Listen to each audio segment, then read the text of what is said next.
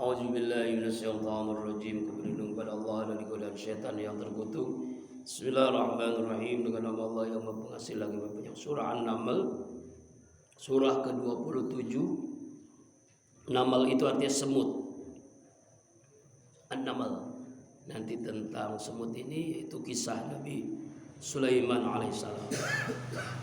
Surah ini Makkiyah, surah diturunkan sebelum Nabi hijrah di Mekah.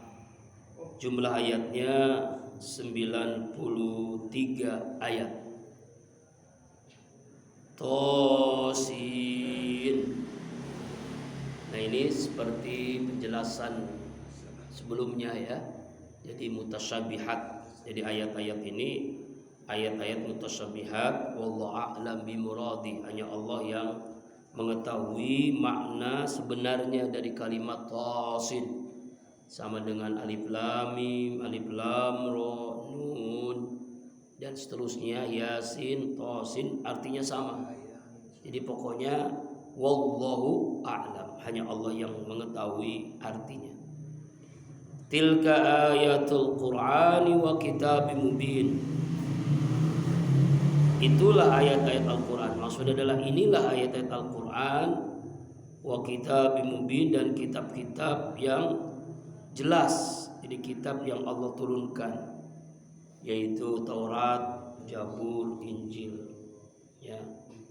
Allah Subhanahu wa taala dari ayat yang pertama ini menjelaskan bahwasanya ya Al-Qur'an dan kitab-kitab sebelum Al-Qur'an itu adalah kitab yang mubin, kitab yang jelas, menjelaskan tentang hukum, menjelaskan tentang aturan, menjelaskan tentang sejarah, perintah, larangan, kebolehan dan seterusnya. Hudan sebagai hidayah, petunjuk, wa busra dan sebagai berita, kabar gembira, lil mukminin bagi orang-orang yang beriman, bagi orang mukmin. Jadi Al-Qur'an dan kitab sebelumnya itu adalah hudan, petunjuk, ya. Sama dengan di awal kita membaca surah Al-Baqarah kan, hudan lil muttaqin, petunjuk bagi orang yang bertakwa. Nah, hudan, petunjuk. Jadi yang memberikan kejelasan, ini larangan, ini perintah. Ya, perintah wajib dilaksanakan, larangan wajib ditinggalkan.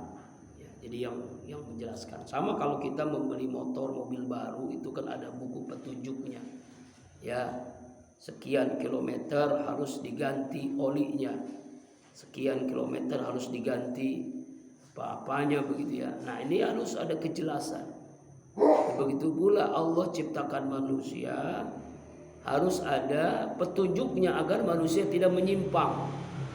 Yaitu Al-Qur'an dan kitab sebelumnya. Hudan, petunjuk, wa busra dan sebagai kabar gembira, lil mukminin bagi orang mukmin, bagi orang-orang yang beriman. Kabar gembira kalau dia taat mendapatkan pahala surga, mendapatkan ridho Allah Subhanahu wa taala. Jadi kabar gembiranya itu dengan kenikmatan surga, keindahan surga.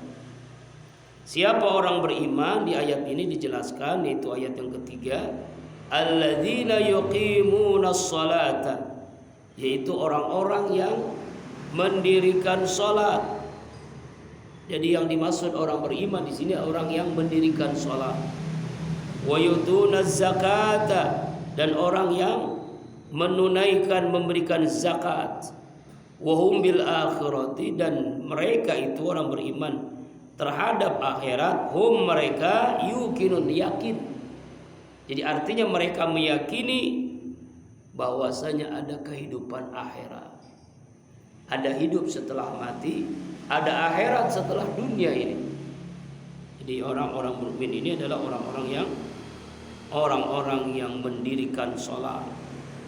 Ya, kalimat Al-Quran ini selalu kalimatnya yuqimu, bukan ya'malu. Maksud mendirikan ini adalah yang melaksanakan sholat dengan benar rukun syaratnya, dengan khusyuk melaksanakannya. Makanya yuqimu, mendirikan sholat. berdiri tegak, mendirikan sholat. Kemudian wa yutuna zakat, menunaikan zakat, baik zakat fitrah individu ataupun zakat mal kalau sudah mencapai nisab dan haulnya zakat. Ya, jadi selalu dikaitkan ya kalimat sholat dengan zakat. Sholat itu mewakili ibadah ritual, zakat mewakili ibadah sosial. Orang mukmin adalah orang yang mendirikan sholat dan menunaikan zakat. Wahum bil akhirati hum yuqinun, dan mereka semua orang mukmin itu terhadap akhirat yuqinun, mereka yakin. Mereka meyakini bahwasanya adanya akhirat. Artinya adanya akhirat, adanya alam kubur, adanya padang mahsyar, adanya neraka, adanya surga, adanya mizan, adanya hisab, adanya timbangan, adanya siksaan Allah dan seterusnya. Yakin. Nah, itu orang beriman. Sebab orang-orang kafir itu tidak yakin. Dia mengatakan bahwasanya kalau mati ya mati saja, nggak ada balasan. Nah, ini di ayat yang ketiga.